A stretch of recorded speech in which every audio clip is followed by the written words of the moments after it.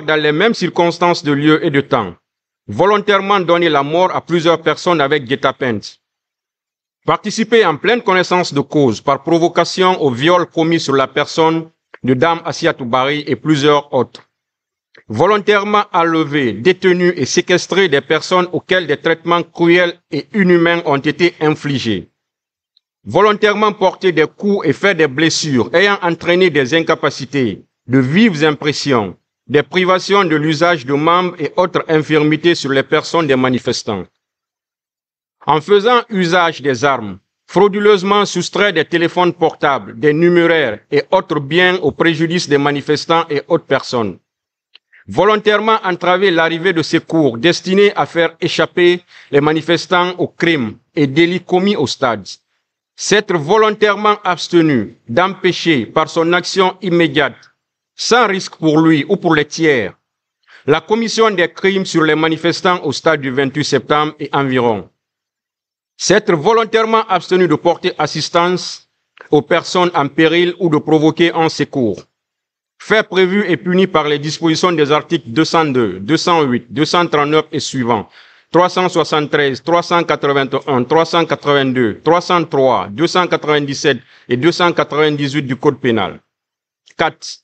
Moussa Kiegboro Kamara, avoir au stade du 28 septembre et environ, courant année 2009, en tout cas depuis temps non couvert par la prescription, volontairement donné la mort à plusieurs personnes manifestantes. Avoir dans les mêmes circonstances de lieu et de temps, volontairement donné la mort à plusieurs personnes avec guet-apens, en pleine connaissance de cause par provocation, fourniture d'instructions, participer au meurtre et assassinat commis au stade du 28 septembre et aux environs. Volontairement enlever, détenir et séquestrer des personnes auxquelles des traitements cruels et inhumains ont été infligés. En pleine connaissance de cause, par provocation, fourniture d'instructions, participer à la commission de ces coups, blessures et violences volontaires au stade du 28 septembre. En pleine connaissance de cause, par provocation et fourniture d'instructions, participer au vol à main armée, ci-dessus cité. Volontairement entraver l'arrivée de secours destinés à faire échapper les manifestants aux crimes et délits commis au stade. 7. Dans les mêmes circonstances de lieu et de temps, volontairement abstenu d'empêcher par son action immédiate, sans risque pour lui ou pour les tiers, la commission des crimes sur les manifestants au stade du 28 septembre et environ. Volontairement abstenu de porter assistance aux personnes en péril ou de provoquer un secours. Fait prévu et puni par les dispositions des articles 19, 39, 206, 208, 239 et suivants, 373, 381, 382, 303, 297 et 298 du Code pénal. 5. Aboubakar Diakité dit Toumba.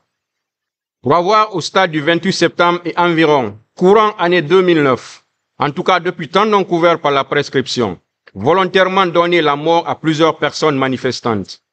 Avoir dans les mêmes circonstances de lieu et de temps, volontairement donné la mort à plusieurs personnes avec guet-apens. Participer en pleine connaissance de cause par provocation au viol commis sur la personne de Assiatou Bari et plusieurs autres. Participer en pleine connaissance de cause par provocation et fourniture d'instructions à la commission des enlèvements, tortures et séquestration des manifestants. Volontairement porter des coups et faire des blessures ayant entraîné des incapacités, de vives impressions, des privations de l'usage de membres et autres infirmités sur les personnes des manifestants.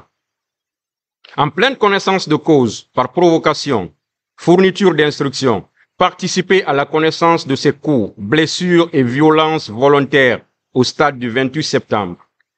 En pleine connaissance de cause, par provocation et fourniture d'instructions, participer au vol à main armées ci-dessus cités. Volontairement entraver l'arrivée de secours destinés à faire échapper les manifestants aux crimes et délits commis au stade. S'être volontairement abstenu d'empêcher par son action immédiate, sans risque pour lui ou pour les tiers, la commission des crimes sur les manifestants au stade du 28 septembre et environ. Volontairement abstenu de porter assistance aux personnes en péril ou de provoquer un secours. Fait prévu et puni par les dispositions des articles 19, 39, 206, 208, 239 et suivants, 268, 373, 381, 382, 303, 297 et 298 du Code pénal. 6. Claude Pivy. Pour avoir, au stade du 28 septembre et environ, courant année 2009, en tout cas depuis temps non couvert par la prescription, volontairement donné la mort à plusieurs personnes manifestantes. Avoir dans les mêmes circonstances de lieu et de temps, volontairement donné la mort à plusieurs personnes avec guet-apens. Instruments et autres moyens ayant servi à la commission des crimes et délits au stade du 28 septembre, tout en sachant qu'ils devaient y servir. Faits prévus et punis par les dispositions des articles 19, 39, 206, 208, 239 et suivants, 268, 373, 381, 382, 303, 297 et 298 du Code pénal. Moussa Dadis Camara. Pour avoir au stade du 28 septembre et environ, courant année 2009, en tout cas depuis temps non couvert par la prescription, en pleine connaissance de cause par provocation, fourniture d'instructions, participer au meurtre et assassinat commis au stade du 28 septembre et aux environs. Avoir dans les mêmes circonstances de lieu et de temps, participer en pleine connaissance de cause par provocation et fourniture d'instructions à la commission des enlèvements, torture et séquestration des manifestants. En pleine connaissance de cause, par provocation et fourniture d'instructions, participer à la commission de ces coups, blessures et violences volontaires au stade du 28 septembre. En pleine connaissance de cause, par provocation ou fourniture d'instructions, participer au pillage de marchandises, de biens mobiliers et à l'incendie de magasins, conteneurs et leurs contenus. En pleine connaissance de cause, par provocation et fourniture d'instructions, participer au vol à main armée si dessus cité. Volontairement entraver l'arrivée de secours destinés à faire échapper les manifestants aux crimes et délits commis au stade. S'être volontairement abstenu d'empêcher par son action immédiate, sans risque pour lui ou pour les tiers, la commission des crimes sur les manifestants au stade du 28 septembre et environ. Volontairement abstenu de porter assistance aux personnes en péril ou de provoquer un secours. En pleine connaissance de cause, procurer illégalement aux recrues de Caléa des armes, munitions, instruments et autres moyens ayant servi à la commission des crimes et délits au stade du 28 septembre tout en sachant qu'ils devaient y servir. Faits prévus et punis par les dispositions des articles 19, 39, 206, 208, 239 et suivants, 268, 373, 381, 382, 303, 297, 298, 510 et 514 du Code pénal. 8. Blaise Goumou. Pour avoir au stade du 28 septembre et environ, courant année 2009, en tout cas depuis temps non couvert par la prescription, volontairement donné la mort à plusieurs personnes manifestantes, avoir dans les mêmes circonstances de lieu et de temps, volontairement donné la mort à plusieurs personnes avec guet-apens, participer en pleine connaissance de cause par provocation au viol commis sur la personne de Assiatou Bari et plusieurs autres, volontairement porter des coups et fait des blessures ayant entraîné des incapacités, de vives impressions, des privations de l'usage de membres et autres infirmités sur les personnes des manifestants. En faisant usage des armes, frauduleusement soustrait des téléphones portables, des numéraires et autres biens au préjudice des manifestants et autres personnes. Faits prévus et punis par les dispositions des articles 19, 206, 208, 268, 239 et suivants, 373, 381 et 382 du Code pénal. 9. Ibrahima Kamara Di Kalonzo. Pour avoir au stade du 28 septembre et environ, courant année 2009, en tout cas depuis temps non couvert par la prescription, volontairement donné la mort à plusieurs personnes manifestantes. Avoir dans les mêmes circonstances de lieu et de temps, volontairement donné la mort à plusieurs personnes avec guet-apens. Participer en pleine connaissance de cause par provocation au viol commis sur la personne de Assiatou Bari et plusieurs autres. Volontairement porter des coups et faire des blessures ayant entraîné des incapacités, de vives impressions, des privations de l'usage de membres et autres infirmités sur les personnes des manifestants. En faisant usage des armes, frauduleusement soustrait des téléphones portables, des numéraires et autres biens au préjudice des manifestants et autres personnes. fait prévu et puni par les dispositions des articles 19, 206, 208, date du 28 septembre, est non seulement historique, mais aussi elle a été déclarée par les autorités publiques fériée, chômée et payée. Faute de haut-parleurs, a-t-il dit, il était pratiquement inaudible du fait des cris des manifestants. C'est en ce moment qu'il a été conseillé par un monsieur de rejoindre les leaders qui étaient en ce moment en face de l'université Gamal Abdel Nasser de Conakry. Avec eux, a-t-il renchéri, les discussions n'étaient pas tendres au début, car il les a informés que de l'autoroute Le Prince jusqu'à Dixine, tout était pratiquement cassé et qu'il était nécessaire pour la paix publique de reporter cette manifestation. Mais M. Sidia Touré a répliqué en ces termes. On est en République, on peut tout casser aujourd'hui et reconstruire demain. Il a précisé en outre que Selouda Lengalo s'est montré plus conciliant et, avec lui, ils sont parvenus à un compromis consistant à faire libérer tous les manifestants interpellés et, de leur côté, ils prenaient l'engagement de reporter la manifestation. C'est en ce moment-là, a-t-il argué, qu'il est rentré à domicile pour prendre son petit déjeuner avant de ressortir pour emprunter l'autoroute Fidel Castro et que juste au niveau de Yimbaya, qu'il a reçu un appel radio l'informant de l'irruption d'un groupe de bérets rouges au stade, à sa tête le commandant Aboubakar Diakité Ditumba, qui tirait avec des armes à feu. Aussitôt, a-t-il insisté, avoir rebrouché chemin avec tout le risque que cela comportait, surtout connaissant Toumba, le commissaire Farimba lui a interdit d'entrer au stade pour ne pas se faire tirer dessus, mais il y a foncé et la première personne qu'il a rencontrée, c'était le président Selouda Lengalo avec des entailles sur la tête. Quant à Jean-Marie Doré, il était à terre et des hommes en uniforme lui administraient des coups. Dans l'enceinte du stade, il a martelé avoir pu extirper des leaders politiques tels que Selouda Lengalo, Baouri et Jean-Marie Doré pour les transporter d'abord à la clinique Ambroise Paré, où ils ont reçu des menaces des bérets rouges qui étaient toujours avec Toumba, puis a réussi à les transporter à l'hôpital du camp Samori Touré. Il a ajouté qu'à son retour au camp Alpha Yaya Diallo pour rendre compte au président Dadis, il a trouvé le général Mamadouba Toto Kamara et tant d'autres de la hiérarchie militaire. Et c'est en ce moment-là qu'il a été instruit par le capitaine Moussa Dadis Kamara de référer tous les leaders politiques à la clinique Pasteur aux frais de l'État. Il a fait mention que son service composé de 200 hommes, policiers et gendarmes, ne fait pas de maintien d'ordre et que s'il est intervenu au stade, c'était pour sauver des vies. Il a persisté que les hommes de son unité n'arboraient pas de béret rouge et que le seul qui le portait était son garde du corps. Il a affirmé détenir dans son service le pouvoir de sanctionner, le pouvoir de déploiement sur le terrain, mais aussi le pouvoir de retrait des hommes sur le terrain. Il a reconnu la présence de ces hommes au stade, chose qu'il a qualifiée de réglementaire, et a déclaré ne rien connaître à propos des recrues de Kaléa. Il a dit être prêt à la confrontation à toute personne qui l'incrimine dans cette affaire. 2.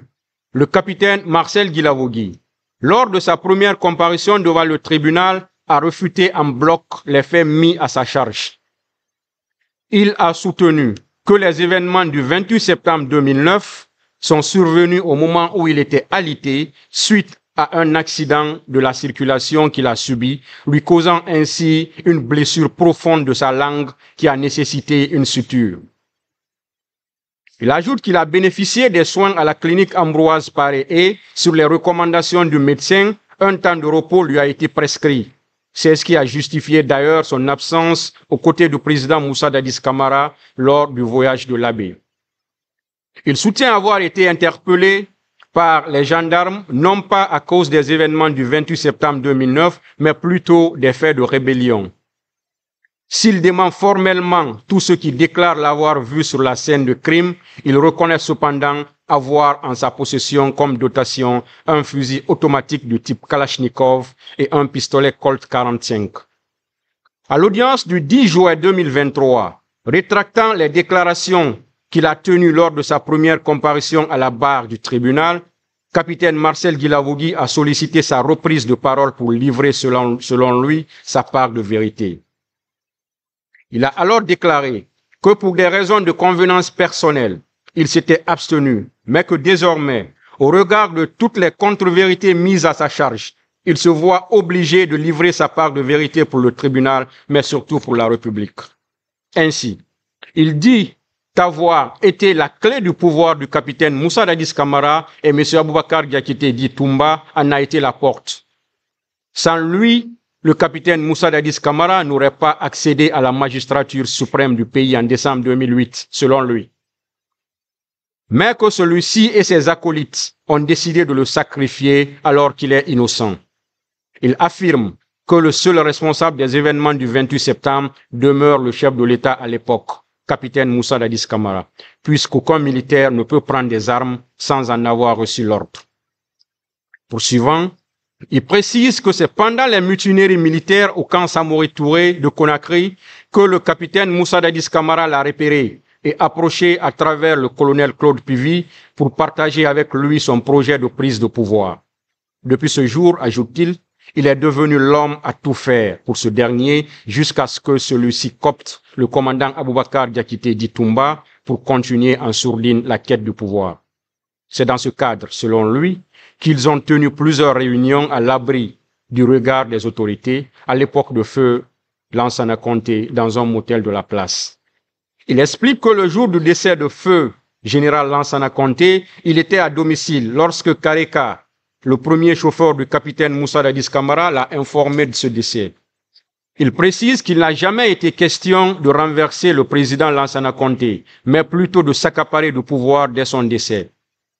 C'est ainsi qu'ils ont rallié le motel où Aboubakar Diakité dit Toumba a annoncé ce décès au capitaine Moussa Dadis Camara.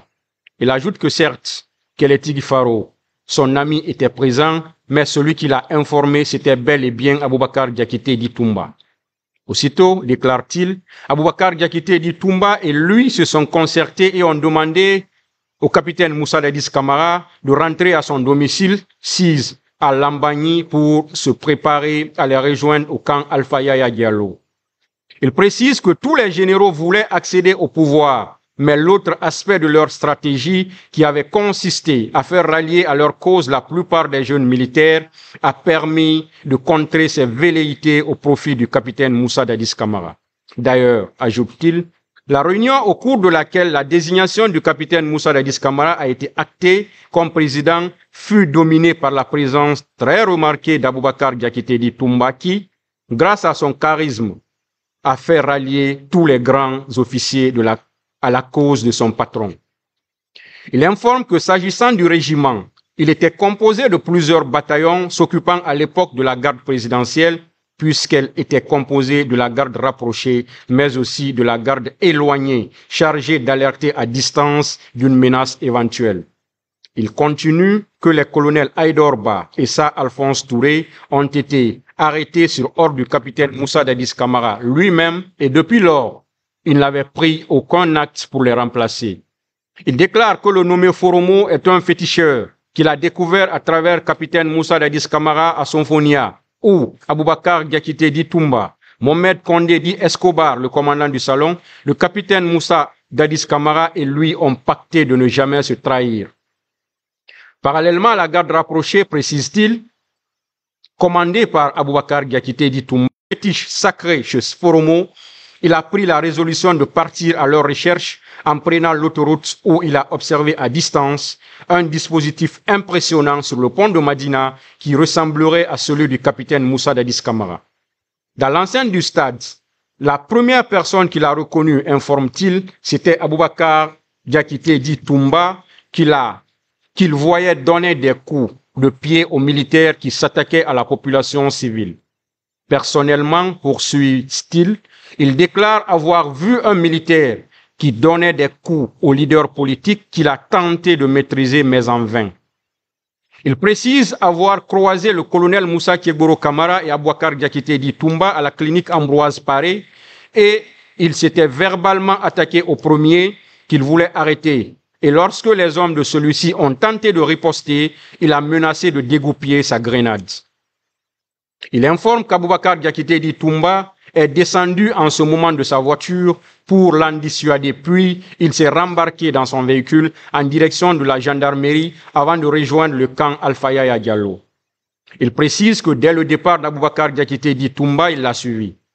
Il affirme qu'avant les événements du 28 septembre, il était simple garde au niveau de la présidence et qu'il n'y avait jamais eu de mauvais rapport entre commandant Aboubacar Diakité et lui durant toute la transition.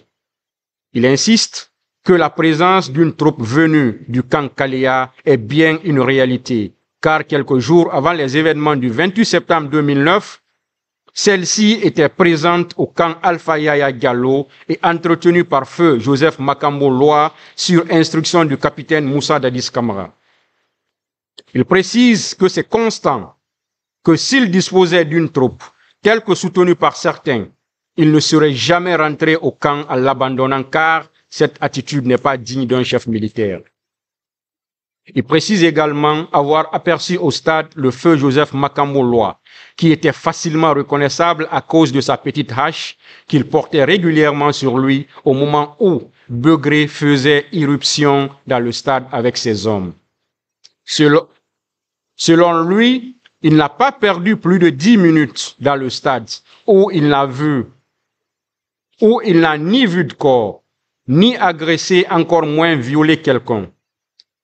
Il déclare que le seul responsable de la planification et de l'exécution du plan des massacres est le capitaine Moussa Dadis Camara, pour la simple raison que c'est lui qui a recruté des jeunes soldats venus de Kaléa, les a habillés, armés, puis transportés dans des bus pour infiltrer les manifestants.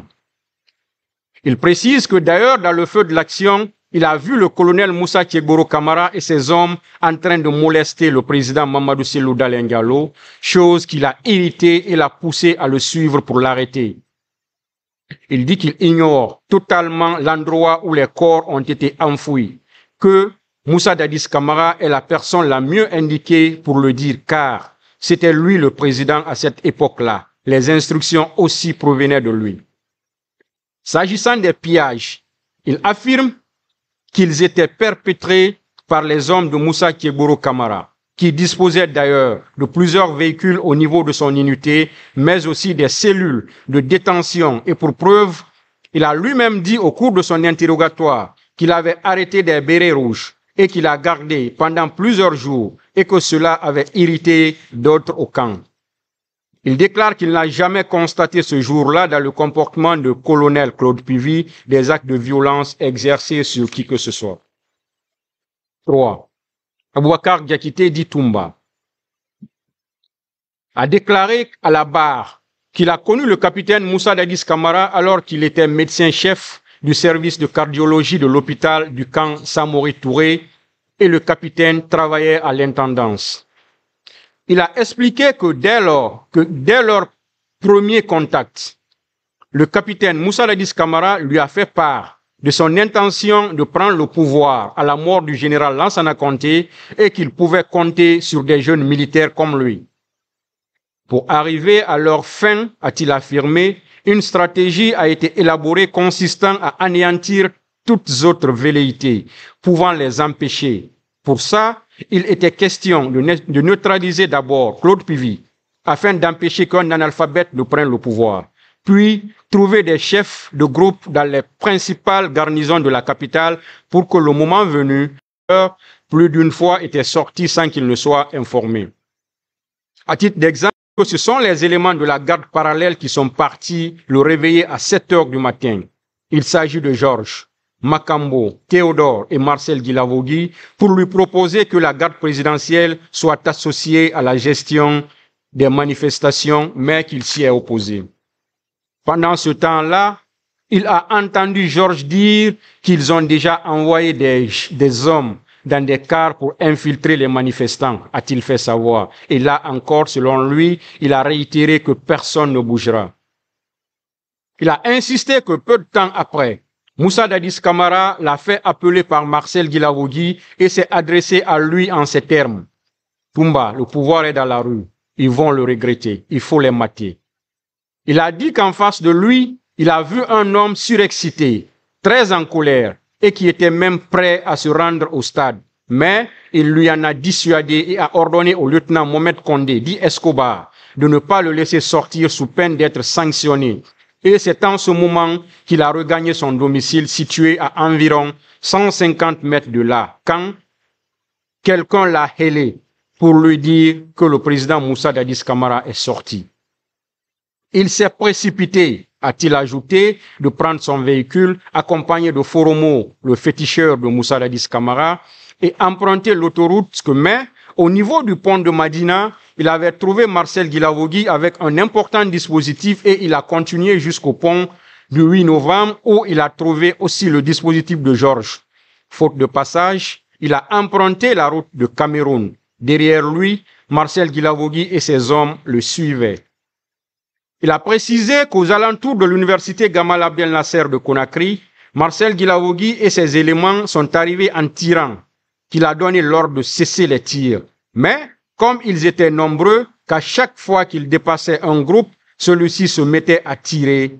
Et c'est comme ça qu'ils se sont retrouvés dans le stade où il a fallu qu'ils se battent pour sauver certains leaders comme Jean-Marie Doré, Sidia Touré, Lounséni Fall et Mouktar Diallo. Dans le feu de l'action, il a dit vouloir extraire Selouda Lengalo des mains de ses assaillants, mais en vain, pour sauver les autres leaders. Il les a embarqués à bord de son véhicule pour la clinique Ambroise Paré, où Moussa Kiegoro Kamara, Marcel Guilavogui et leurs contingents sont arrivés et le dernier a menacé de faire exploser la clinique avec sa grenade. Mais avec son intervention, celui-ci s'est abstenu. Sur insistance de certains leaders pour leur éviter le pire, il a dit avoir eu le réflexe de les déposer à l'état-major de la gendarmerie nationale où Marcel Guilavogui a récupéré Jean-Marie Doré pour le molester sérieusement en lui reprochant d'avoir coalisé contre le pouvoir de son parent. Il a affirmé que sur le chemin de retour, au niveau de Dixine, l'Andrea, les riverains l'ont interpellé en sous-sous, en criant en ces termes. Certains de vos hommes sont là, que c'est de cette manière qu'il a compris que les infiltrés de la manifestation ne connaissaient pas bien la ville. À la Bellevue, il a déclaré avoir vu Claude Pivy avec un contingent d'hommes armés et à travers les rétroviseurs de son véhicule, il a aperçu ce dernier échangeant avec Marcel Guilavogui avant d'emprunter la route Le Prince pour rallier le camp Alpha Yaya Diallo. 4. Le capitaine C.C. Raphaël Abba, dans son interrogatoire à la barre du tribunal en date du 7 novembre 2022, a déclaré que le 26 septembre 2009, il a bien pris part au voyage de l'abbé avec le capitaine Moussa Dadis Camara. À leur retour, a-t-il affirmé, comme sa femme était en travail, son chef hiérarchique qui était Toumba lui a donné du 28 septembre au 2 octobre 2009 un temps de repos plus 500 000 francs guinéens pour s'occuper de celle-ci. La journée du 28 septembre 2009, selon lui, il a laissé Aboubakar Diakité dit Toumba au camp vers 7 heures du matin, habillé en civil, et lui a transporté à la clinique Marouane son épouse qui est restée sous perfusion de 14 heures à 18 heures. Il a rapporté qu'étant très fatigué du voyage, il s'est reposé toute la journée et il n'a repris le service que le 2 octobre 2009. Il a affirmé que toutes les déclarations faites par Aboubakar Diakité dit Toumba sur la présence de Marcel au stade et les contours de prise de pouvoir de Moussa Dadis Camara sont vraies et que celui-ci a dit devant lui un jour que Toumba était au stade pour sauver les leaders. Il a également confirmé que les hommes du colonel Moussa Kiegoro Kamara portaient des bérets rouges. Au salon du président Moussa Dadis Camara, a-t-il insisté, il y avait 32 hommes et au salon d'Aboubacar Diakité dit Toumba, il y en avait 12. 5. Le colonel Abdoulaye Chérif Diaby, de son côté, a déclaré à la barre que le 28 septembre 2009, étant décrété férié, chômé et payé, il a mis cette journée à profit pour se rendre à Koya avec un monsieur qui devait lui vendre des parcelles. Mais, a-t-il ajouté, vers l'Ansanaya Barrage, il a reçu un appel du chef d'état-major général des forces armées, le colonel Oumar Sano, qui lui a instruit d'envoyer des ambulances au stade pour transporter des blessés. Et 300 mètres après, a-t-il précisé, c'est l'appel de la directrice générale de l'hôpital d'Onka qu'il reçoit pour l'informer du transport par la Croix-Rouge des blessés. Il a dit que compte tenu de la gravité de la situation, tout le corps médical a été mobilisé. Il s'est rendu lui-même à Nongo pour récupérer les clés de la pharmacie centrale afin de sortir les kits médicaux d'urgence pour permettre aux médecins d'apporter aux malades les soins nécessaires. Dans la foulée, a-t-il fait remarquer que des instructions lui ont été données par le président Moussa Dadis Camara pour la prise en charge de tous les blessés, de la création d'un comité de crise présidé par l'inspecteur général de la santé, Dr Diakité, mais aussi un montant d'1,422 milliard de francs guinéens a été décaissé pour faire face à l'urgence. Pour l'alimentation des blessés, a-t-il affirmé, c'est l'ONG Terre des Hommes qui a été contactée et qui s'en est occupée. En ce qui concerne la gestion des corps, il a dit avoir fait dénombrer 57 qui étaient gérés par le médecin légiste professeur Hassan Ba, qui a conclu dans ses rapports que certains manifestants sont effectivement morts par balle, ce qui lui fait dire implicitement que les forces de défense et de sécurité ont fait usage de leurs armes à feu au stade. Il a confirmé qu'il y a eu des cas de viol au stade, en se référant bien sûr au rapport du professeur Namouri Keita, gynécologue. Il a refuté toutes les déclarations des parties civiles qui l'accusaient pour certaines de les avoir injuriées et donné des coups de pied pour d'autres. Il a précisé qu'il est médecin militaire spécialisé en chirurgie de guerre, donc respectueux de la déontologie médicale, qu'en aucun moment il ne peut se comporter tel qu'il a été décrit par les parties civiles. 6. Le colonel Ibrahima Kamara Di Kalonzo, lors de son interrogatoire à la barre, a rejeté les faits qui lui sont reprochés. Il a justifié sa non-participation aux événements du 28 septembre 2009 par sa rétention au PM3 sur ordre du colonel François Béavogui suite à une plainte du colonel Moussa Keboro Kamara dans une affaire de détournement de fonds que ce dernier lui avait confiée. Il a dit que sa détention a duré 3 mois et 3 jours, c'est-à-dire du 3 août au 6 novembre 2009, et a précisé que même s'il patrouillait quelquefois, cependant, il n'a jamais fait le service de maintien d'ordre, à plus forte raison être chef d'équipe. Il a ajouté que c'est le colonel Baouri qu'il a reçu au PM3, mais que sa sortie n'a pas été enregistrée. Il a fait remarquer qu'habituellement, c'est le colonel Moussa Keboro Kamara qui procédait à leur planification. Pour accorder plus de crédit à ces déclarations, il a cité comme témoins le général Ibrahima Baldé et les colonels François Béavogui, Famoudou Sano, Baouri, Gabriel Tamba Diawara, Farimba Kamara et Moussa Keboro Kamara. 7. Adjudant-chef Mamadou Aliou Keita a, au cours de son interrogatoire à la barre, nié avoir violé Mme Assiatouba au stade du 28 septembre. Il a retracé son itinéraire de la journée en soutenant qu'ils ont pris le départ de leur unité, escadron mobile numéro 1, à 8h30 et ne sont arrivés au stade qu'à 10h. Au stade, a-t-il affirmé, ils ont stationné près de la station totale de Dixine, non loin de la pharmacie Manizé-Collier.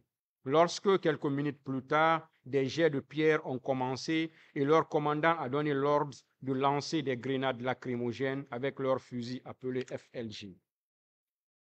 Personnellement, a-t-il argué, leur commandant lui a intimé de veiller sur ces grenades lacrymogènes. Il a dit avoir quitté le stade avec ses collègues à 12h et que c'est seulement le lendemain que son ex-copine est passée le voir à domicile pour l'informer que sa tante, Assi, s'est plainte d'avoir été victime de coups de sa part.